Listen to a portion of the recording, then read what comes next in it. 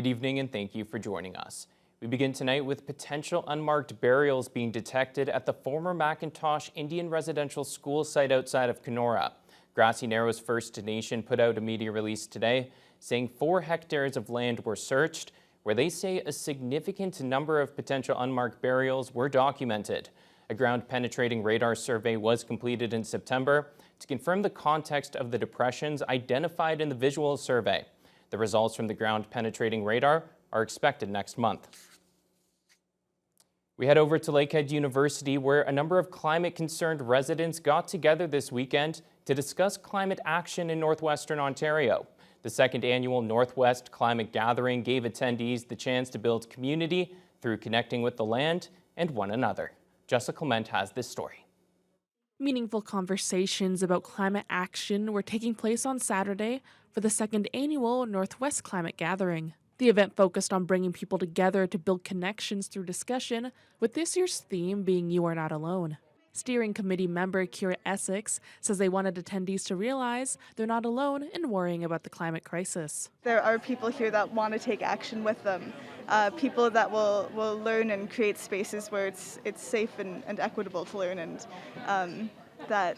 we can do this as a community. We have enough power when we work together to really make a difference and create good things. And community is a specific person. Like, you've had a talk with them. You know who to call and why you're calling them.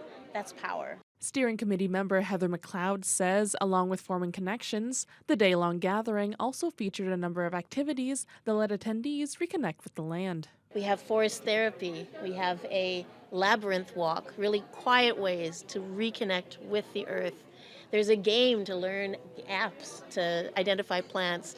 There's walk and talks about growing things and being in relationship with land as stewards that are either restoring native ecosystems or growing more food here and figuring out how to keep our seed family friends verdant and well supported in our future. The climate gathering saw residents of all ages participating in the various discussions and activities, and McLeod says it's inspiring to see so many people. Essex adds that anyone even remotely curious or concerned about climate in northwestern Ontario should come out to future gatherings. Folks who maybe don't think climate is their main interest, but maybe climate will affect something that they care about. Maybe that's Indigenous rights, maybe that's housing, maybe that's healthcare. Climate change is going to affect everything, and really this is a space for anybody. It's global, like literally all of us are in this together. So everybody has a stake in these conversations. Some are not ready to be here yet, and that's okay. But if you have a little burning need to find your people and to see where you can do more, you want to be here.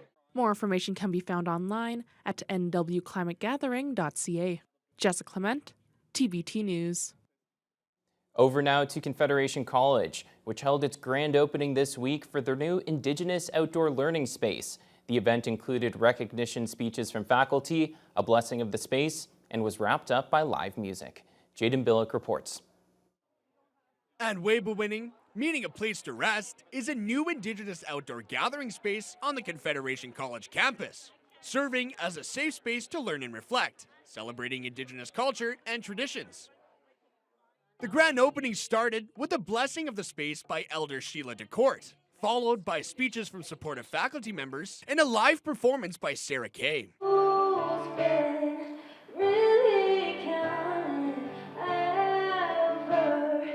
College President Michelle Salo was there and shares her thoughts on the importance of this new addition. There was a lot of thought that went into it.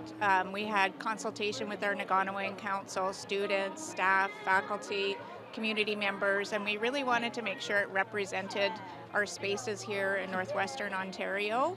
And a lot of the elements that we can imagine in this space are really tied to the land that we live on. Members of the college and the community were able to enjoy fresh bannock during their tour of the new space, talking amongst one another and feeling a connection to the land in the new environment. The Vice President of Indigenous Leadership Strategies for the college, Wendy Landry, says there are numerous opportunities for both Indigenous and non-Indigenous classes to participate in land-based learning. You know, this is just a small representation and indication of where the college wants to go with Indigenous inclusion, decolonization, reconciliation. So I think there's a lot to be learned in this space, And I think there's a lot to be shared in this space. And I think that definitely there is an opportunity for the non-Indigenous and the Indigenous, the two worlds, to come together. Salo says this is another demonstration of the college's commitment to reconciliation and providing safe spaces for students and community members. Jaden Billick, TBT News. Thunder Bay has one of the highest drug-related deaths per capita in Ontario, and local officials continue their efforts to reduce the number of tragedies. The Thunder Bay District Health Unit hosted the Forward Together Harm Reduction Conference this week, focused on helping those struggling with addiction. Their overall goal is to advocate for people who are trying to take the next steps to recovery by providing a comprehensive approach. This includes prevention support, enforcement, harm reduction services, mental health supports, and more. Keynote speaker Guy Feliella is an advocate for the cause after experiencing addiction struggles of his own. I was brought in just to, share my story of overcoming addiction, homelessness for decades in the downtown east side, and so I was truly humbled just to be here to meet everybody and to share my story openly in the hopes that if people are struggling, that they know there is hope. People need to understand that harm reduction saves lives, and that it isn't an either-or kind of situation. So it's not harm reduction or recovery, and that both are needed in our community. It's super important for harm reduction to continue in this city, otherwise you're going to see more deaths because harm reduction isn't meant to solve the toxic drug crisis, it's meant to mitigate its harms. Safer drug use equipment such as sterile needles and pipes are available at various local organizations. Over now to the conflict in the Middle East, where at least a dozen people in Gaza were killed today in 3 separate attacks, with children amongst the dead. That as reports say Israeli planes dropped leaflets into Gaza with a picture of the recently killed Hamas leader. CTV's Adrian Gabriel has the story. As the dust rises, panic fills the air moments after an Israeli airstrike hits this school, turned to a refugee camp west of Gaza City. Most of the people staying here sought refuge from northern Gaza. This civil defense officer saying these people had nowhere else to go. They couldn't find any shelter except this school. And tragically, some lost their lives here. At least a dozen people in Gaza were killed today in 3 separate attacks, according to local health authorities, with children, once again, among the dead. The bombardment comes as Israeli planes reportedly dropped leaflets in southern Gaza, with a picture of Hamas leader Yahya Sinwar, who was killed this week. Inside, the leaflets read, "Hamas will no longer rule Gaza." Speaking to members of the media today, Israeli Prime Minister Benjamin Netanyahu saying, "We are in the war of resurrection, and we continue forward until the end."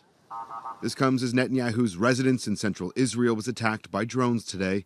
The IDF saying a drone launched from Lebanon hit a structure in the area, though neither Netanyahu or his wife were home at the time. The IDF has admitted that there's some weakness with regards to its air defense against these types of targets. They're managing to intercept most of the big rockets and missiles fired, but it's much harder when you're talking about these low-level drones. Rockets were intercepted in northern Israel today, where one man was killed by falling shrapnel. While in southern Beirut, dark plumes of smoke rose into the sky shortly after the IDF issued an urgent warning for residents of 2 buildings to evacuate. The Biden administration sent Israel a letter this week demanding it improve the humanitarian situation on the ground inside Gaza in the next 30 days or risk violating U.S. laws that allow for military assistance. Adrian Gabriel, CTV News, Toronto. We'll bring things back to Thunder Bay. Students at St. Bernard Elementary School had a positive visit yesterday from the author of the Love Math Journal. The book is meant to add up to a healthy relationship for students in math, and many students who didn't appreciate the subject before walked away wanting to give it another try. Justin Hardy has this story. Grade 6 students at St. Bernard Elementary School learned a little bit more about how to love math. Students were given a copy of the Love Math Journal created by local author Nicole Thompson. It is a social emotional learning resource in math that helps students develop a growth mindset and change their ideas around math in the classroom. Thompson is an upgrading professor at Confederation College and started her own business, The Fulfilled Classroom, which goes school to school and hopes to create enriching and supportive learning environments through social emotional learning. She spoke about the experience with the kids here at St. Bernard. They were amazing.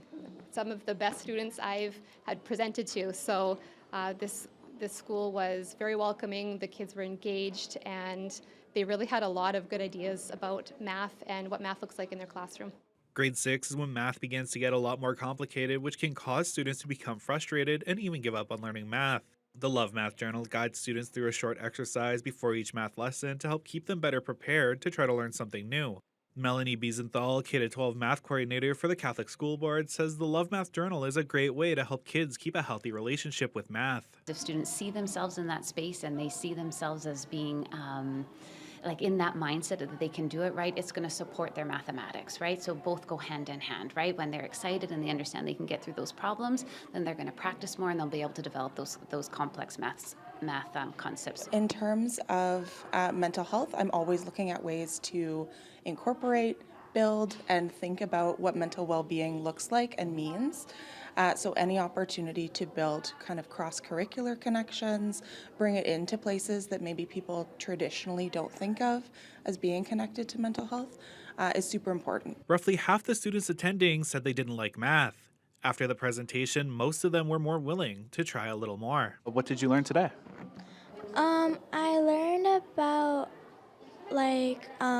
positivity to math because I was really negative about math because I didn't feel like I was enough for math. I learned to stay positive when you're doing math and when you're going through a challenging math problem. Yeah, I'm not really a math person, but after this I think I'll start doing math more at home. Each student now has a copy of the Love Math Journal and will continue to use it throughout the year. Justin Hardy, TBT News.